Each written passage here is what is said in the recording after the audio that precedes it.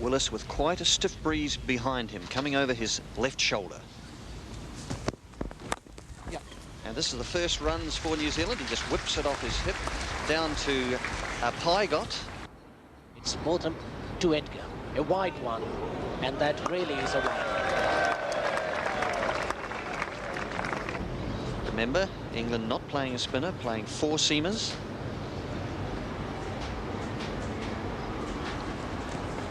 And that's a double wide. In fact, Bob Taylor did very well to even parry that at all. And the greatest danger was that of first or second slip. I think we might see Botham holding it across seam here if he's not going to be able to control it. Let's have a look at this work by Bob Taylor. Magnificent work. Willis, downwind, to right. Oh, this one's hit him or hit something. It's gone over the keeper's head, and it's 4 byes, in fact. So it couldn't have touched anything, but that's really taken off. That was an unbelievable delivery, and Wright certainly lost a little bit of poise getting out of the way. Well, as it started, it looks like it took off very, very sharply. Taylor behind the stumps had no time, no chance to stop the ball, and the ball really wasn't all that short. And he goes for the hook, and it looks as though he'll get 4 for the shot. It has gone square enough. Pygott diving? No, he does magnificently well there to draw it back in. So Wright will just have to be content with 3 runs.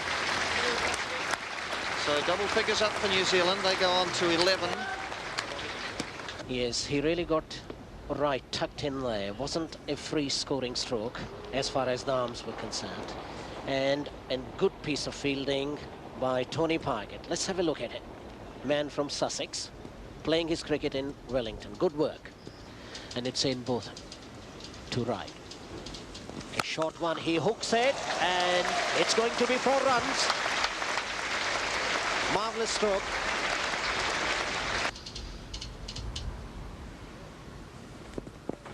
Oh, this one's hit him. It's lollied in the air, and it's fallen safely.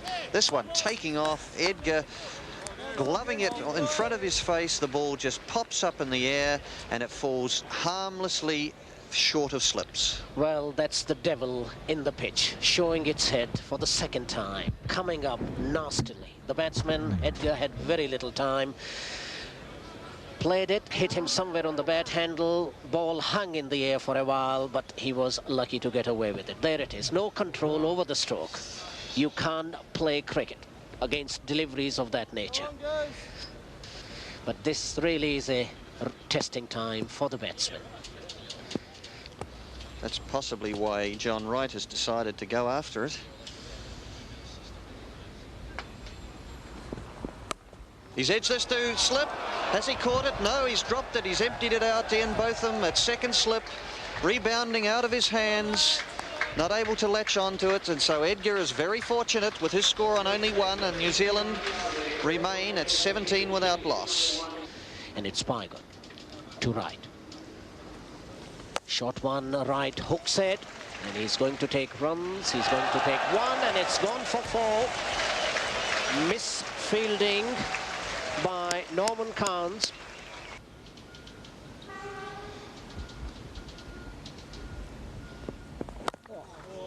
Keeping low.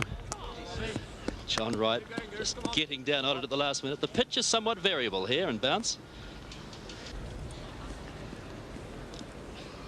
Bruce Edgar very much the junior partner in this opening partnership. He's facing his Wellington teammate Pygott. In the air and caught by Randall around the corner. Bruce Edgar is out for 1. Pygott has his first test wicket. His Wellington teammate Bruce Edgar out, caught Randall at leg gully, and New Zealand are 30 for 1. Let's have a look at the movement. There it is, pitching, and he played it in the air, couldn't keep it down, and that man, Randall, completed the job.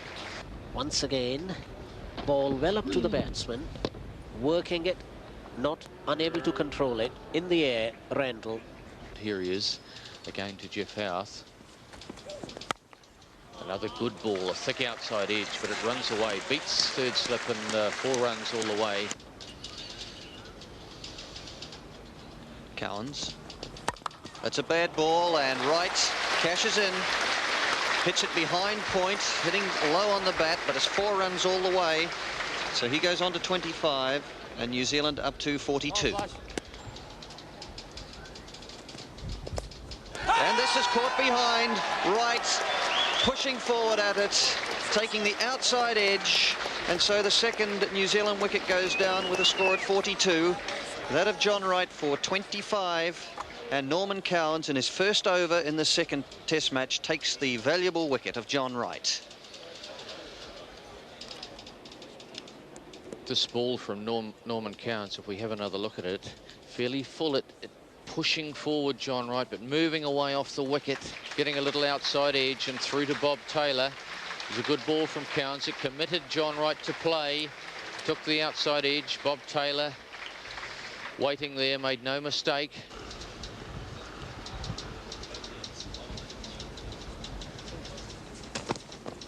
That's over the top of the slips. That'll do. Thank you very much.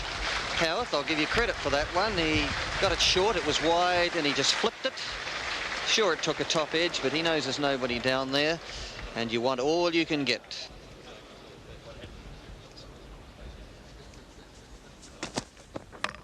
Oh, that's bowled him. I think it's bowled him. I heard the death rattle. It has. It's knocked the off bail off. This one getting Howarth to stand up, and so the third New Zealand wicket is down with the score at 53. That of Geoffrey Howarth for 9, and Norman Cowans now having taken 2 wickets and just in his third over. Let's have another look at it. Just beating the outside edge there. Geoff Howarth squaring up a little on that one. Slipped through, just hit the off stump. We heard the death rattle, as Glenn Turner said, over our mic. And that's the end of Geoff Howarth, and the third wicket for New Zealand, going down at the score 53. Perhaps previous deliveries may well have got Geoffrey out there. Opened him up like a can of beans, as they say in the trade. And so Howarth is on his bike. Cowans now to Crow. A loud appeal for LBW. And the umpire, Woodward, decides in favour of the batsman.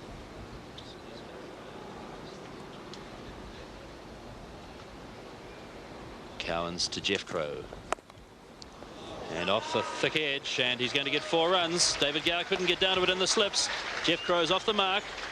An edge through slips, he's 4, and New Zealand are 59 for the loss of 3. At 15 minutes to lunch on the first day of this second Rothmans test. Botham to Martin Crowe. It's short, it's hooked, and it's 4 runs at mid-wicket.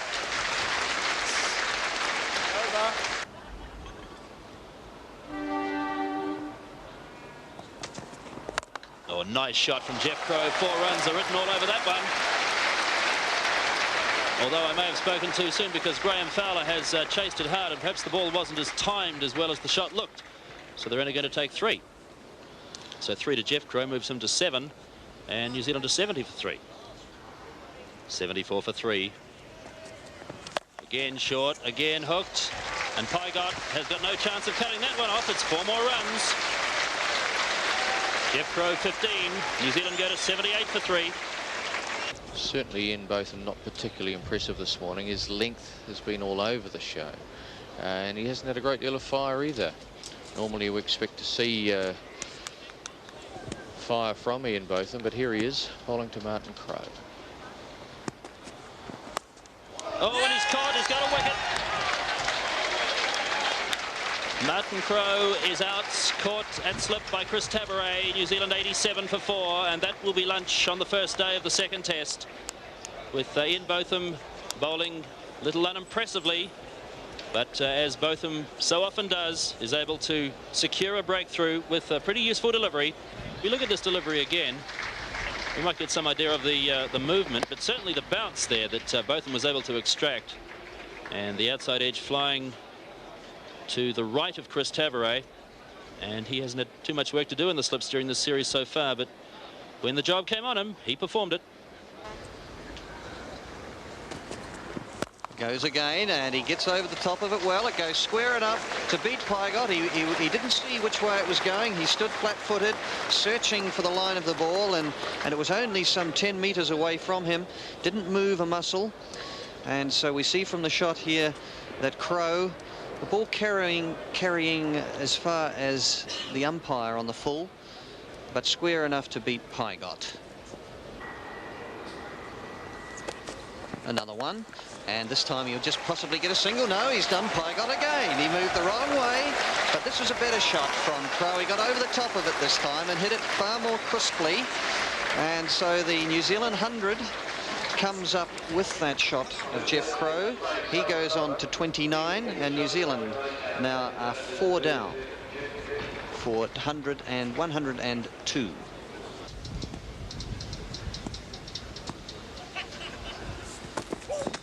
Yep. Short, pulled by Coney, probably 3 runs worth, going out to the mid-wicket boundary, and Bob Willis willing it to go over. And it does so that's 4 runs to Coney. Coney facing Willis, 120 for 4 New Zealand. Yep. Oh, good shot. That will be 4 runs through point. Bob Willis dropping it short outside the off stump, and this time Coney connecting with that shot square of the wicket on the offside. Coney moves to 15 and New Zealand to 124 for 4. Norman Cowans bowling with the southerly wind or the southeasterly behind him. To Jeff Crowe. And there may be a little bat on this because that ball has really raced away to the boundary. Tony Pygott with a despairing dive in front of the players' entrance down in front of the #1 stand. And there was, in fact, a bit of bat on that, and it's 4 runs. So 133 for 4. Cowans to Crowe, short, hooked square this time. That certainly is 4 runs. And Tony Pygott doing a great little act there in front of the #1 stand, intimating that perhaps he should dive for that one as well to see if there's any chance of getting it back.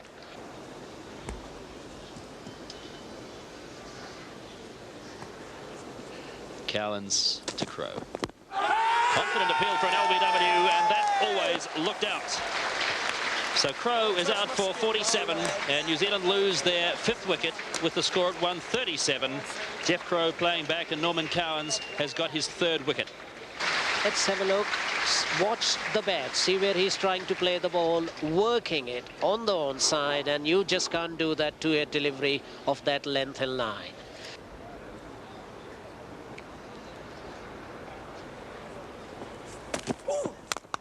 That's a good strong shot from Hadlee.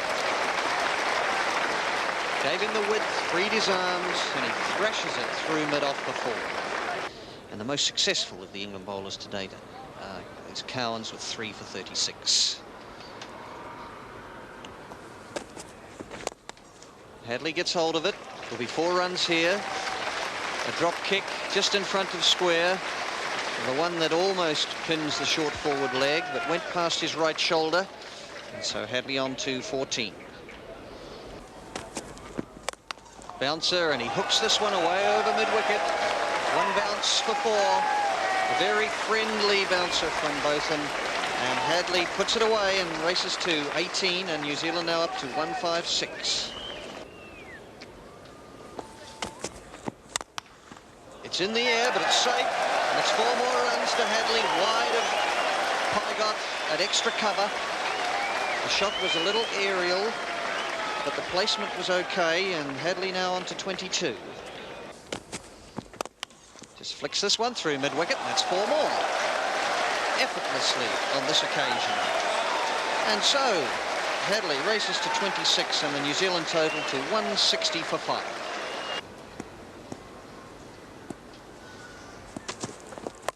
Yep. This time Coney hooks, and Tony Pygott a bit slow off the mark again, but he really had no show anyway. 4 runs to Jeremy Coney with a good shot.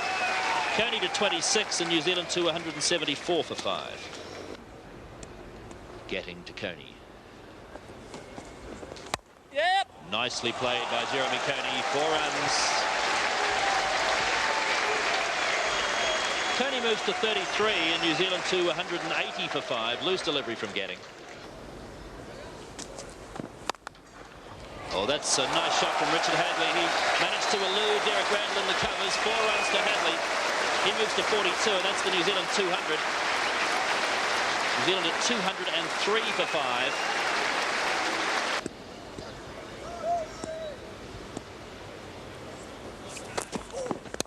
Well up, and it's edged to second slip, and Coney is out. It looked so simple. Ian Botham taking the catch at second slip, and the 6th New Zealand wicket falls immediately following tee without any addition to the score. 203 now, New Zealand for 6. Jeremy Coney out for 41.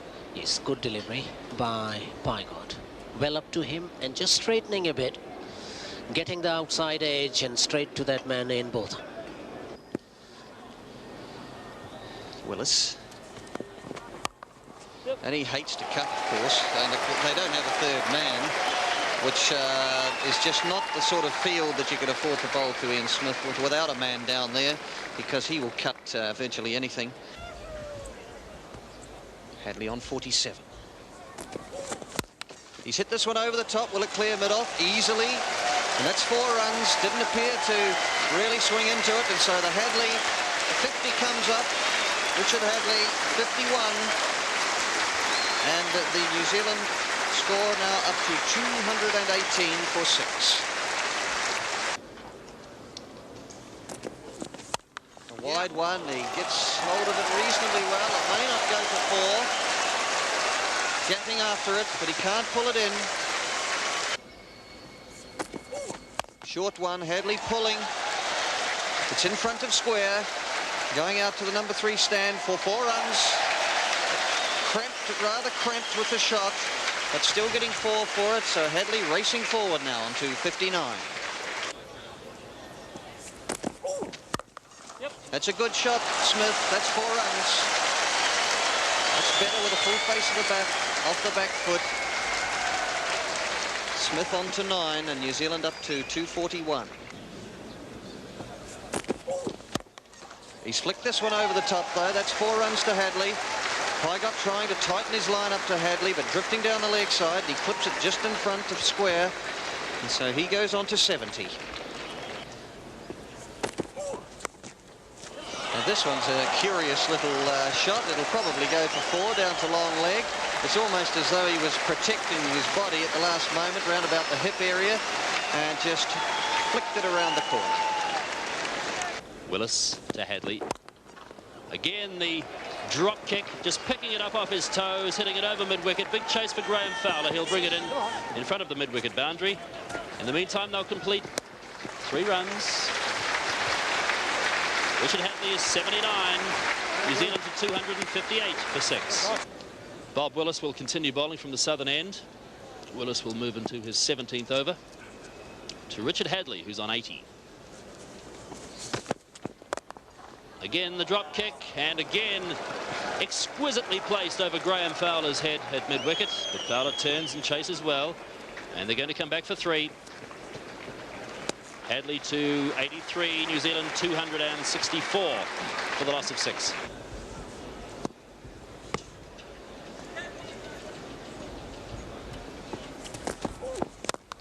Bold shot by Richard Hadlee, and he found the gap, which wasn't very wide, between long off and a deepish extra cover, and Richard Hadlee has powered his way to 88. New Zealand at 270 for 6. So Hadlee 12 runs short of what would be his 2nd Test century, facing Tony Pygott. And again, he's headed in the air, and he's again found a gap, which wasn't very wide, this time down behind square on the leg side, and Richard Hadlee moves into the 90s, and I suspect for him they're not too nervous 90s today. He's 92, and New Zealand is 274. Oh, a glorious shot from Richard Hadlee. 1 bounce for 4. Richard Hadlee is 96. New Zealand at 278 for 6 wickets. Oh, that's indeed was a stroke of thrilling proportions. Played to entertain, to show power and get the result, which he did beautifully. Have a look, standing there, high in the air. Once again, balance, good swing of the body and the bat. Richard Hadlee in strike, just 3 runs short of his 2nd Test century. He's facing the England captain, Bob Willis. Comfortably run single here. In fact, there's going to be overthrows. Hadlee Hadlee will come back for 2. Bad backing up. Lax fielding by England. Richard Hadlee is 99. New Zealand at 281 for 6.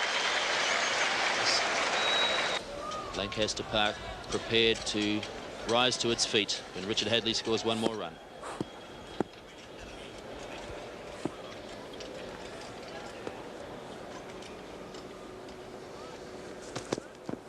An appeal for a catch behind, and Richard Hadlee is out. Oh, what tragedy for Hadlee. But nevertheless, what a fabulous innings it's been from this great all-rounder today.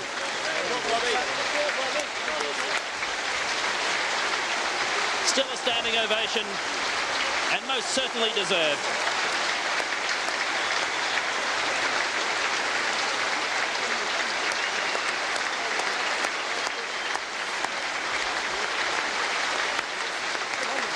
The number 5 stand on its feet. The number 1 stand on its feet. Richard Hadlee out for 99. And New Zealand 281 for the loss of 7, and the new batsman is Lance Cairns.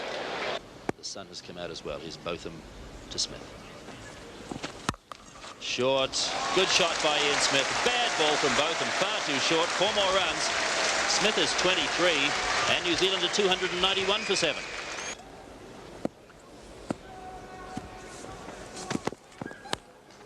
And Cairns is out. He becomes the 3rd victim since tea. Catch by Bob Taylor. Well taken by the wicket-keeper. First slip moved out of the way. And Bob Willis has got another wicket. Lance Cairns is out for 2. New Zealand 291 for 8. So New Zealand 301 for 8.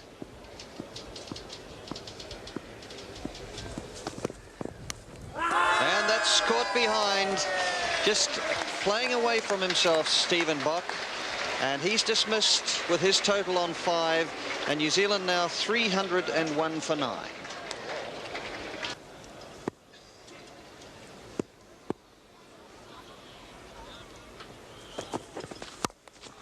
And that's a bottom edge. It's gone fine enough to be 4 runs. The 3rd man's too wide, Alan Lamb. And a toe of the bat from Smith takes him to his highest test score now, which previously was 29. He goes to 32.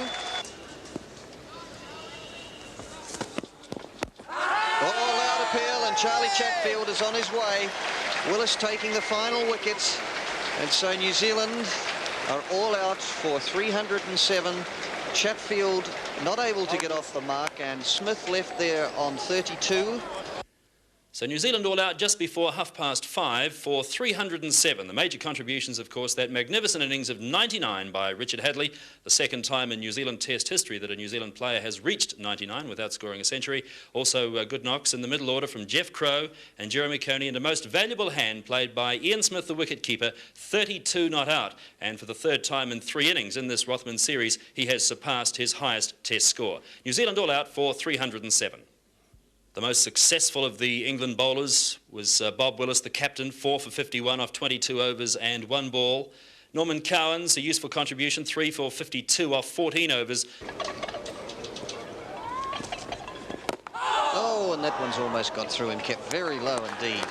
Cleveray standing a little bit too tall and rather fortunate to survive that. So at the end of the 3rd over, England are 5 without loss.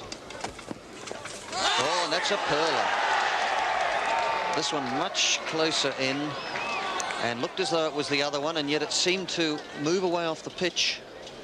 Magnificent delivery. Really got him playing, curved into him, straightened, missing the lot. Magnificent delivery. And there's a round of balls bowled him. It's gone through him, I think. He's standing there. He's waiting to be given out. In fact, he is. I don't think he could believe that it hit the stumps.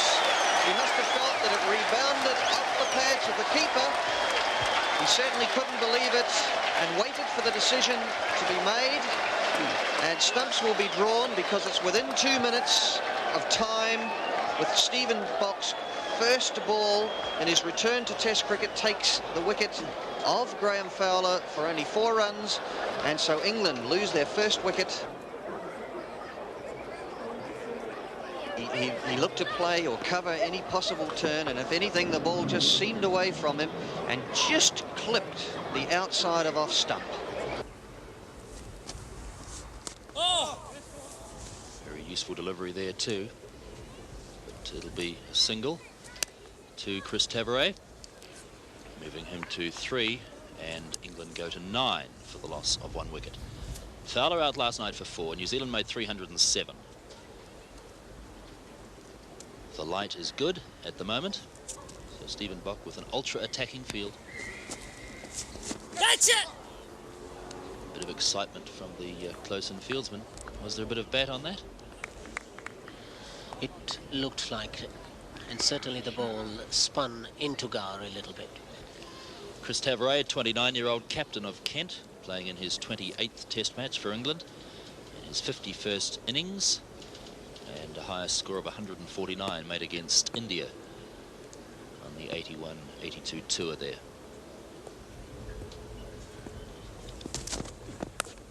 And that is out! A fine catch by Jeff Crowe at slip, and England are reeling 9 for 2. Chris Tavares out for 3.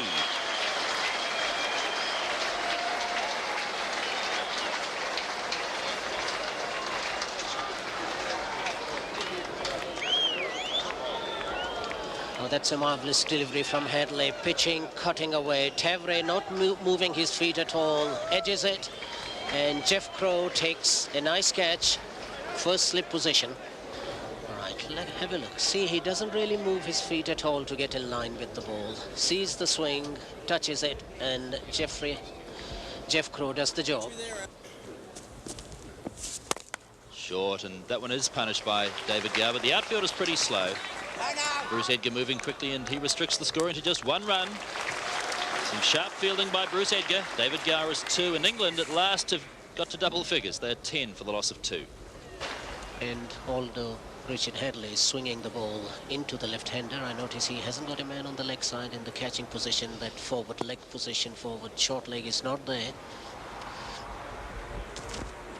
Oh, a confident appeal for an LBW. That must be out. David Gower didn't play a shot. And England are in all sorts of strife. 10 for the loss of 3. Richard Hadlee has claimed his 2nd wicket of the day. That ball moved, it kept low, and David Gower had his bat in the air, padding up, and LBW. Let's have a look. He didn't play a stroke at that. Have a look at the movement of the ball, pitching, cutting back a bit, and that's out everywhere. Well, 19 minutes play so far today, and New Zealand have got 2 wickets. Hadlee to Randall.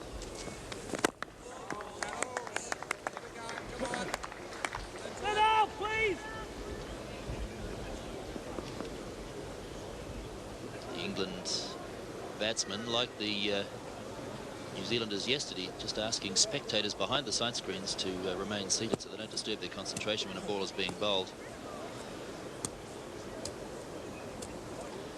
10 for 3. And that is out as well. Oh my goodness, can you believe this? England are 10 for 4. Jeremy Coney has taken the catch at 2nd slip, and Randall is out 2nd ball. Richard Hadlee's got 3 wickets. Well, watch the outswinger from the champion medium fast bowler Hadlee. Well up to the batsman, turning away. Randall coming forward, outside edge, and Jeremy Coney was there, 2nd slip, waiting for it. And New Zealand now absolutely on top. So sensational stuff at Lancaster Park. 20 minutes play. England have lost a further 3 wickets today. They're 10 for 4. Hadlee bowling. Yes, it was a good delivery. Well up to Randall. Randall coming forward, pushing it, not covering the swing of the ball. And Coney completed the job. And the new batsman is Ian Botham. So he's there with Lamb, who's yet to score.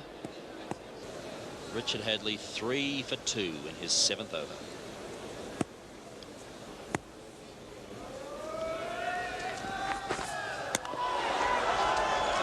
Ian Botham has indicated already, perhaps, that if the ball is there to be hit, he's going to hit it. Richard Hadlee with 3 for 2 to Botham. And Botham's got his first runs. Ball running pretty slowly across the lush Lancaster Park outfield. Bruce Edgar coming around from cover. And England moved to 12.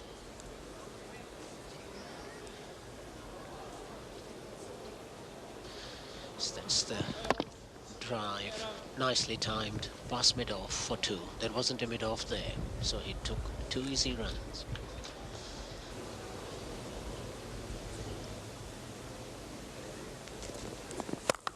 Oh, and that was short. It's hit high in the air, but it's over. Bruce Edgar at cover, racing out towards the boundary, but it really stopped and pulled up on the slow outfield, and they're going to come back for a couple of runs.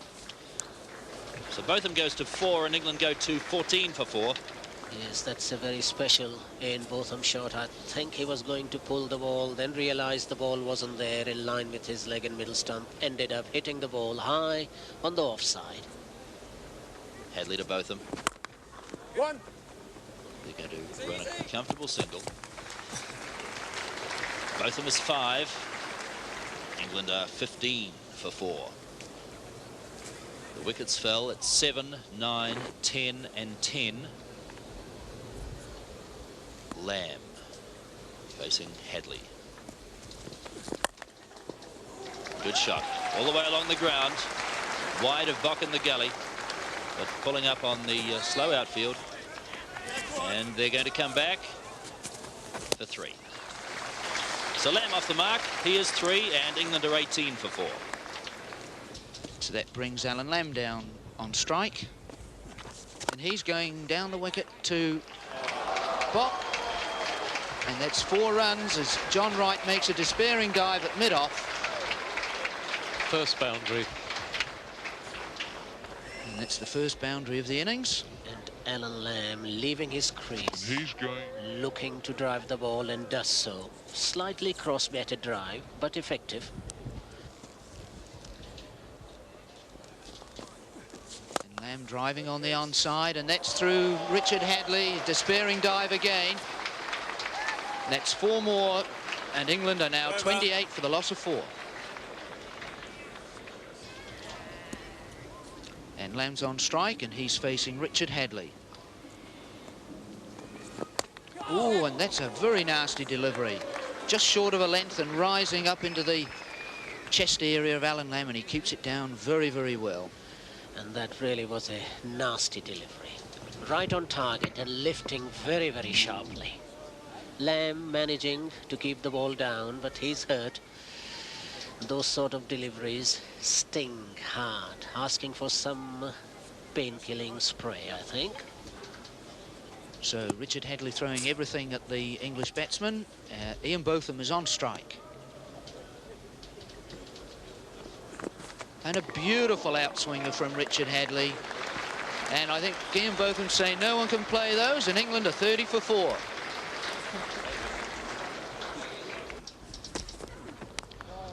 And that's a thick edge. It doesn't carry. It's all along the ground, and Jeremy Coney gets a nasty knock on the shin.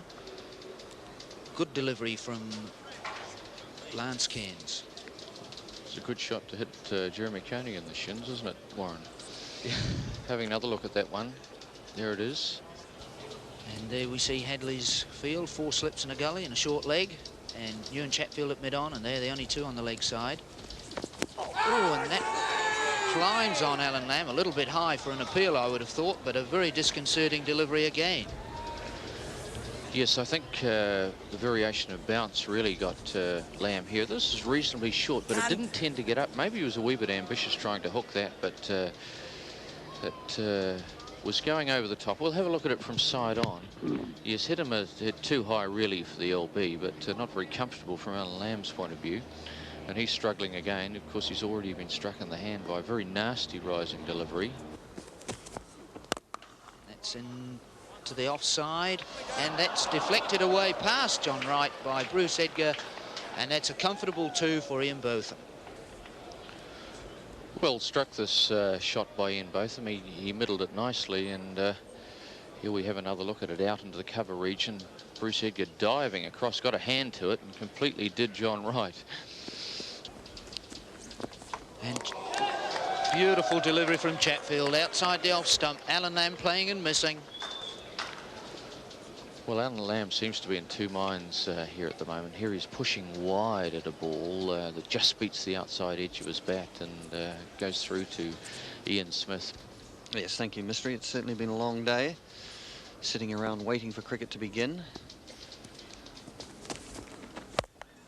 And this one's in the air. It just goes wide of Gully. Wide of Gully's left hand. It's going down to third man. It won't reach the fence. They'll be looking for three, and Lamb's coming back very quickly as Jeff Crow returns.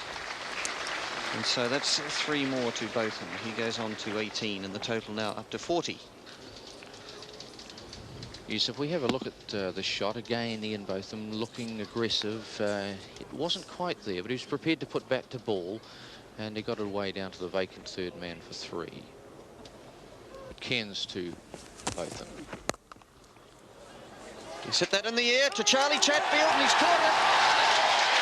Chatfield catches Botham. It only just carried to him. It drifted down the leg side from the bowling of Cairns. And so Botham is out for 18. England 41 for 5. Well, Ian Botham's looking to swing this one away, and he got hold of it and pushed it up in the air. It spooned high, and Ewan Chatfield, coming in from a wideish fine leg position, was able to get underneath it, and he took the catch safely. So the 5th English wicket has fallen. The score at 41. A good catch by Ewan Chatfield in the deep. He's not known for his fielding expertise, but he made no mistake there, and he certainly improved in recent times. So Ian Botham leaves the scene. England 41 for 5. Let's have another look from a different angle. Just down the leg side, picked it up, Ian Botham. Hit it high. Ewan Chatfield running in there and took it low down, but took it safely in both hands. And he's thrilled about that one. Oh, he fishes outside the off stump. And interesting with Alan Lamb's technique, a very good natural striker of the ball, but he tends to push ahead of his pad, and we saw him get dismissed. We said, watch here, this one just leaving him a fraction with Chatfield's stock delivery normally coming back into the right-hander. But we saw him get a little bat pad in Wellington, but with Chatfield able to make one go straight on or even leave the right-hander, he's just troubling Lamb now.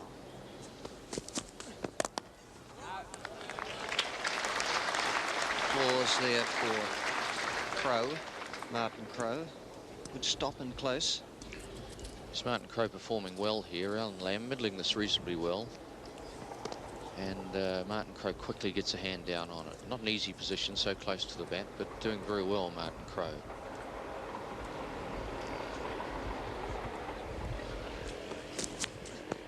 And fishing again outside the off stump. Alan Lamb just doesn't really know which way Chatfield's going to move the ball, and you'll see here that it was reasonably close and just left him a fraction, but Lamb not really knowing where his off stump is. Oh, he's certainly troubling Alan Lamb. He seems rather conscious of the ball coming back to him, and he's played and missed it 3 or 4 now. And once again a loud appeal, and he's out. Alan Lamb eventually getting the edge to Chatfield, being beaten 3 times in a row. And so now England are 41 for 6.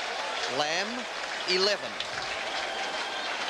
Well, we were just talking about Ewan Chatfield beating Alan Lamb on numerous occasions outside the off stump, and that time he beat him again, but this time it took the edge.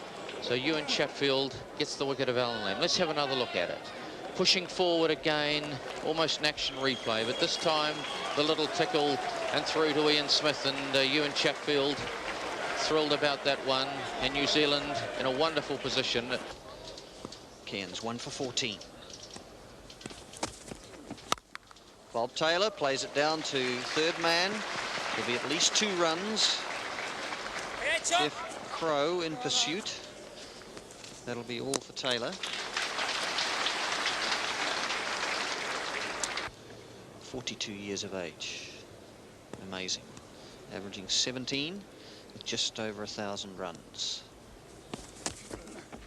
And he's edged this to first slip, and he's caught by Jeff Crow. England 47 for 7. Taylor caught Crow, bowled Cairns for 2. And still the disaster continues for England. Well, look at Bob Taylor just pushing forward, rather tentative here, and it gets the outside edge and carries through to Jeff Crow, who takes it well down at his feet. So Lance Cairns, another blow. Bob Taylor removed from the crease. Didn't ever look like he was getting over the top of that one. And the ball before, I think Glenn Turner mentioned, he did look tentative, just played from the crease. Never got over this one. Let's have another look from a different angle. Just pushing at it. Just took the outside edge, carried through. And Jeff Crow made no mistake at first slip. Hadlee now to Gatting.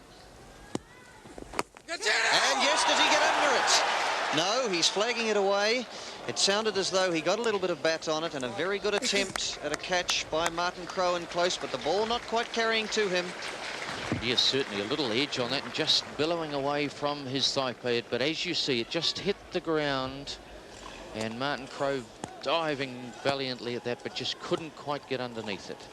And a fine gesture by him flagging it away, so no question about it. Hadlee. And keeping this one out, and so that is the last ball of the second day's play in this second test match between New Zealand and England. And in reply to New Zealand's 307, we have the remarkable state of affairs with England 53 for 7. Pye got in on 3 and Gatting there on 4. So he turns to bowl to Pygott. Oh, and that wraps him on the pad, and he's out OBW. Slower delivery from Lance Cairns, and Pygott is out for 4, and that's the 8th English wicket to fall, and the score's 58.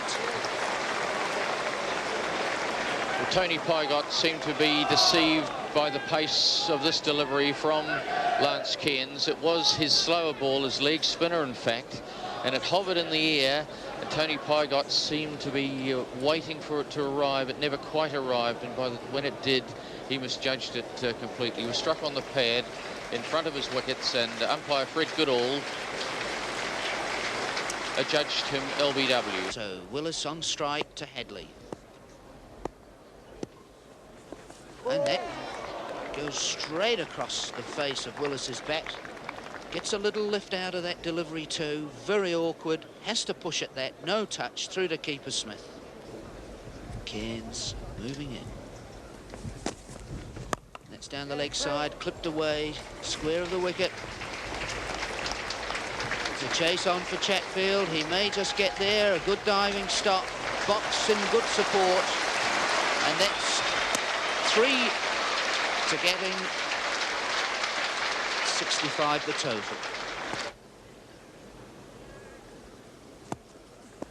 Oh, and that gets the outside edge. It doesn't carry to Coney, though.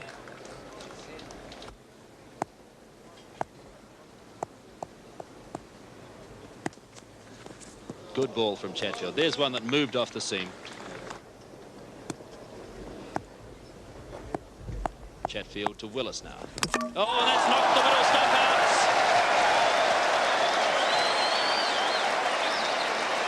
The England captain is out for 6. England is 72 for 9, and Ewan Chatfield has his second wicket. A useful rearguard action by Bob Willis. He lasted the best part of 40 minutes and hung around, but Ewan Chatfield has completely cleaned him out. Let's have a look at this delivery from Chatfield. In line with the stumps, Bob Willis playing inside the line of the ball and losing his middle stump. See, the ball goes, he goes forward, the ball actually goes outside the bat and still hits the middle stump. 72 for 9, Chatfield to Cowans. Oh, and that was a chance, which has gone through the slip and gully cordon and down to the fence for 4, and Cowans is off the mark. England go to 76. Ball went between Coney and Howarth, between second and third slip. And away to the fence for 4. Chatfield. Oh, that's right over the top. They're asking for caught behind. Did he get an inside edge on it? But certainly it went very close to the stumps, right over the top. A good delivery from Ewan Chatfield. He's edged this down to third man. That'll be 4 runs because it went in the air far enough to be able to kick on, even on the slow outfield. And so England, they go on to 82 and getting on to 19. And he's edged it, and he's caught by Coney at second slip. Just moving away nicely to his right. That's a good cop by Coney. And so England are all out for 82. Norman Cowans, the last man to go, caught Coney, bowled Chatfield 4. Let's have another look at it. Just on that niggling length again by Ewan Chatfield and sparring at it to Norman Cowans, and it went low and fast to Coney's right. And he dived across and took it, and he's excited about that one, as well he might be. This gives New Zealand the opportunity to enforce the follow-on. Jeremy Coney throwing the ball aloft in excitement. So with Cowans the last man out, that left the England scoreboard looking like this. A rather dismal sight, all out for 82 in just 50 overs and 2 balls. And in this morning's play on the third day, England adding a further 29 runs for the loss of their last 3 wickets. And the bowling honours being shared around with Hadlee, Cairns and Chatfield all taking 3 wickets. Ewan Chatfield, the most economical at 3 for 10 off 8 overs and 2 balls. Stephen Bock, who only had to bowl 6 overs, but he started the rot when he took Graham Fowler's wicket on Friday night, and the left-arm spinner finished with 1 for 12. England all out for 82, 225 runs behind. Geoffrey Howarth, the New Zealand captain, enforced the follow-on, and Tavares and Fowler began the England second innings. Drives it nicely. Lovely stroke. 4 runs.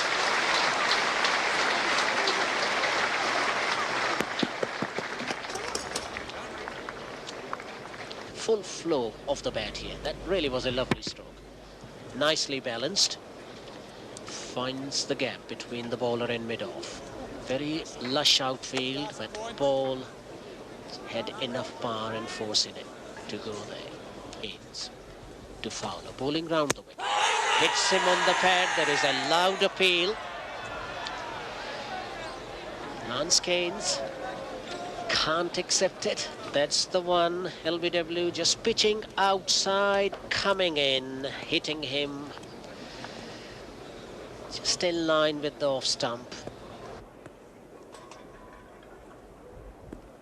Hadlee to Tavares. And that's an appeal for a catch behind, and Tavares is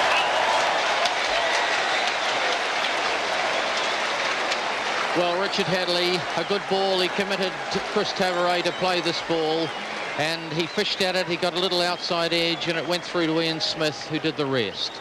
Richard Hadlee, attacking field, as you see, on line of about off stump, just whipping away a little, just takes the edge of the bat through to Ian Smith, who made no mistakes. Hadlee to David Gower. First ball for Gower. Useful delivery to get first up too. Right up on a good length.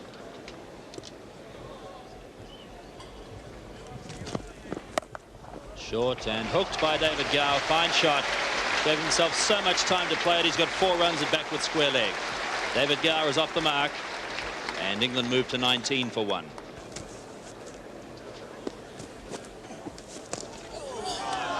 And that had Graham Fowler in a certain amount of difficulty as well. He's just looking there, Peter. I wonder if those footmarks are going to be interesting. Watch this delivery, just landing there. Yes, there's a bit of powdery stuff. Hadlee to Gower. And he's out. He's caught at fourth slip by Lance Cairns. What a breakthrough for New Zealand. David Gower is out for 8. England are 23 for 2 in their second innings. Well, Lance Cairns might have dropped Ian Botham before he had scored at Wellington, but he's certainly made amends here in Christchurch. David Gower's first chance has been taken by Cairns at fourth slip, and England's star batsman is out. Well, Richard Hadlee seemed to draw David Gower forward a little, a bit non-committedly, but let's have a look at this one. Yes, just pushing forward. It moved away a shade. It took a thick outside edge. Went straight to Lance Cairns at fourth slip, and on this occasion he made no mistake. So a great breakthrough for New Zealand. the second English wicket down.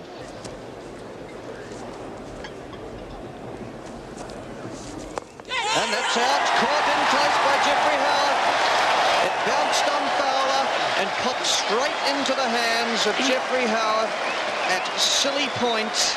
And so the third England wicket is down with 25 on the board.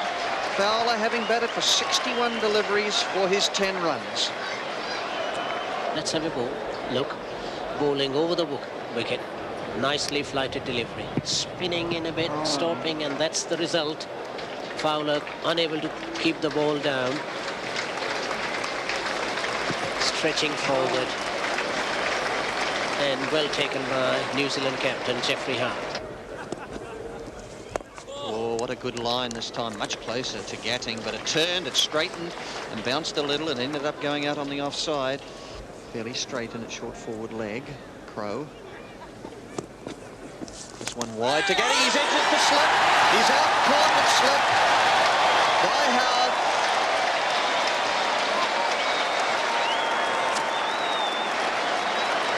Caught at slip, Michael Gatting, and so he is removed from the crease for a duck. 32 for 4 now, England. That's good bowling by Bock. Watch the flight. Encourages Gatting to drive. The ball is in there, outside edge, and the job is done in the slips. And I think it's important to say that, in fact, the catcher at first slip was Richard Hadlee. They've been swapping around in that area. Hadlee, the catcher. Coney was at second slip, and the new batsman is Ian Botham.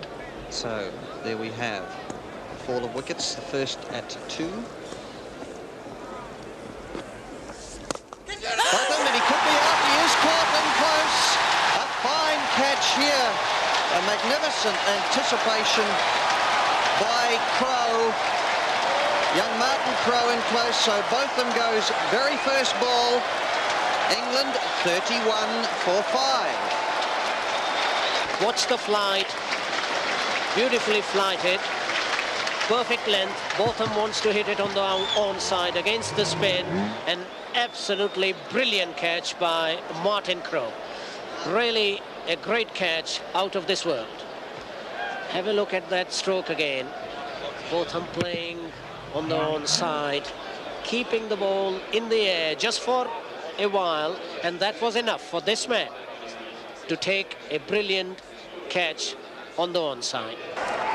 So hat-trick ball for Bock. And he keeps it out with all the New Zealand fielders right in, as close as they could possibly be, and great applause for Stephen Bock. 2 wickets in 2 balls, and now his figures 4 overs, 2 maidens, 3 for 6. Randall, after that fine knock in Wellington. Naught in the first innings here and under tremendous pressure to get off the mark as he faces Chatfield. And that's a good delivery just outside the off stump, and the crowd went up, but none of the New Zealand players did. And so it's Chatfield to Lamb. And that's into the six, and a brilliant catch by Jeremy Coney. Alan Lamb is caught Jeremy Coney at second slip off the bowling of Ewan Chatfield on the first ball after drinks. An incredible catch this by Jeremy Coney. First ball after drinks, Chatfield to Lamb. He's just pushed forward at this delivery, and it took the outside edge. It flew low and fast to Jeremy Coney. Let's have a look at this one. Lamb just pushing forward. There's the edge, and it flew low and hard to Coney, and he dived to his left and held the ball aloft. Great excitement in the New Zealand camp, and well it might be. The 6th English wicket down, 33 runs on the board. What a great catch. Fine bowling by Ewan Chatfield.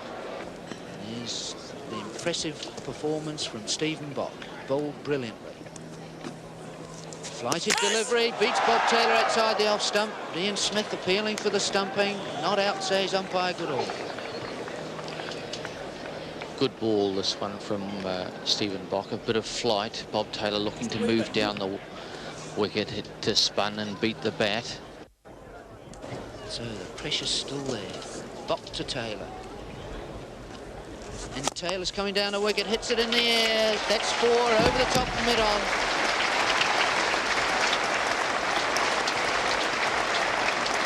A brave shot, this one, by Bob Taylor. It's Chatfield. Balls to Randall, and Randall pushing it into the hole between cover and mid-off. Turn for 1, coming for 2. Stephen Bock, the fielder. And a good return to the bowler's end. 2 runs, 45 the score. And that's 2 more to Derek Randall, moves him to 6.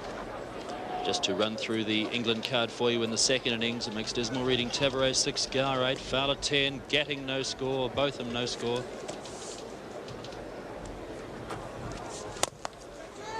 Again, a bold shot from Bob Taylor.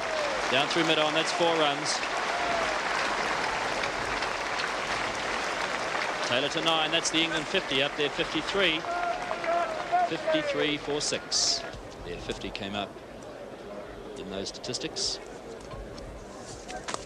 Oh, and that one spun sharply. It fell just short of Jeremy Coney at second slip. Yes, that was a good ball. Now Randall down the wicket, and a fine piece of fielding by John Wright at mid-off, and no run has been scored. 63 for 6 the score remains. And the first ball after tea is hit by Derek Randall away down through third man, and it's 4 runs. So Randall moves to 20. England are 69 for 6.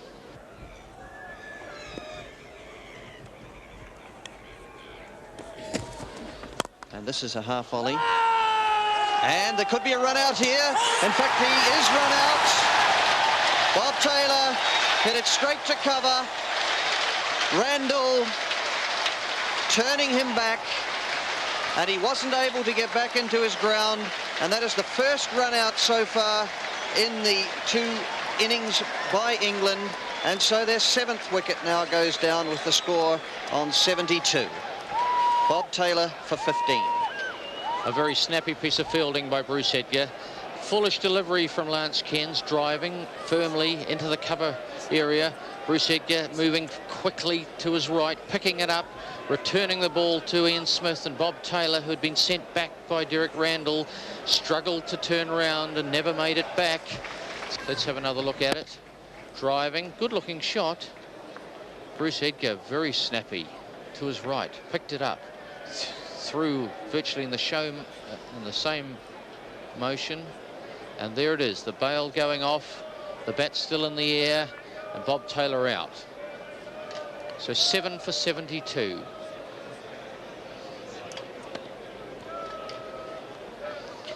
Yes, and he was turned down here, Bob Taylor, and see how he tried to turn around and slipped, and the return coming in, and Bob Taylor's bat was still in the air and well short too. So Pygott, a wide one, and he chases it.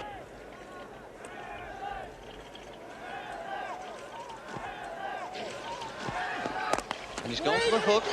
Randall, he'll get runs through mid-wicket. It could well go for 4. It does so. Hadlee decided all of a sudden to start the bowl short, and I can't quite fathom it. Hadlee, this time. In the air. It's in the air. And the rebound he does. Lance Cairns at third slip. This one short and wide. And Randall going for the cuts, gets a top edge. Cairns parries it up in the air and is able to catch it on the rebound, and so Randall is out for 25, and the 8th England wicket is down for 76. That was Lance Cairns after he took the catch, holding the ball aloft, very excited, Lance Cairns, and well he might be as Derek Randall dejectedly made his way to the pavilion. Wide one, and a good shot this time, just through the covers for 4. No need to run for that, and so Pygott gets off the mark with that very, very good cover drive. What an incredible test match. England 8 for 80 in their second innings. And Willis edges, and it goes into the first gully position. Howarth taking the catch. And so Willis is out and Hadlee takes his 4th wicket. Willis not opening his account, and England now 80 for 9. Well, Bob Willis thrusting forward at this one, the face of the bat very open, sliding off it into the gully, going low and hard to Jeff Howarth, but he took it comfortably with 2 hands, and that's England's 9th wicket gone. Only 1 wicket from an incredible victory by New Zealand. Bob Willis dejectedly making his way to the pavilion, and he disappears, probably thankfully, to the peace and quiet of the dressing room. And that brings Norman Cowans to the crease. But Richard Hadlee bowling that one at Bob Willis. He thrust forward, the face of the bat very open, and slid off it into the gully, where Jeff Howarth did the rest. Here's Bob Willis just pushing forward, and off it slid into Jeff Howarth's hands, and it was goodbye, Bob Willis. Hadlee to Cowans, and he's hoiked it away over mid-wickets. 3 or 4 runs in the shot. It goes for 4. Chatfield gives it up. So Cowans on to 4 with that shot, and the total 85.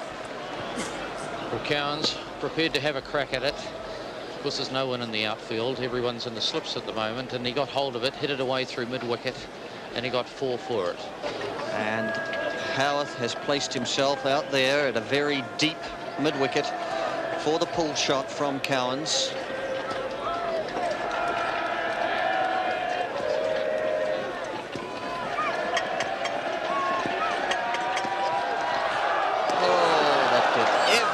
Except knocked them all 3 out of the ground. Hadlee, and he's edged it behind, and he's out, caught behind. Hadlee takes 5. New Zealand win this test match by an innings and 132 runs. Cowans being dismissed for 7, and the Englishman for 82 in the first innings and 93 here this afternoon at Lancaster Park. In exactly 12 hours play. That's all it took for this test match to reach a conclusion. So England all out for 93 in their second innings, representing a victory to New Zealand by an innings and 132 runs. Just New Zealand's 3rd victory over England in 59 test matches, New Zealand's biggest ever test victory in the 17 wins that they have had in their 54 years of playing test cricket. Derek Randall top scored with 25, the only England batsman to get over 20 in the match. Bob Taylor made 15 and Graham Fowler 10, the only other players to get into double figures. 51 overs the innings lasted, and just 3 hours and 6 minutes.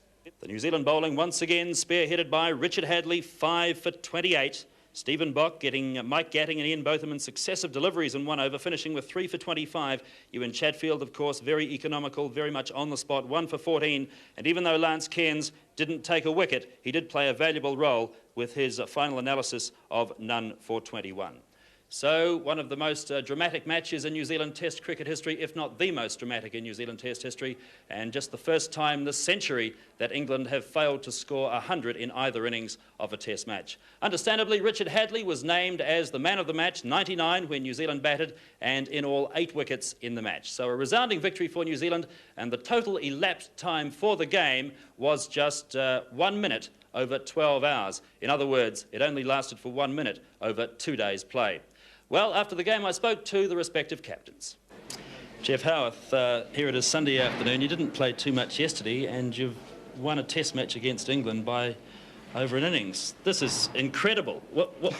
How do you feel? It probably hasn't sunk in quite yet, Peter, but obviously delighted with the performance. It's a magnificent performance, whatever way you look at it.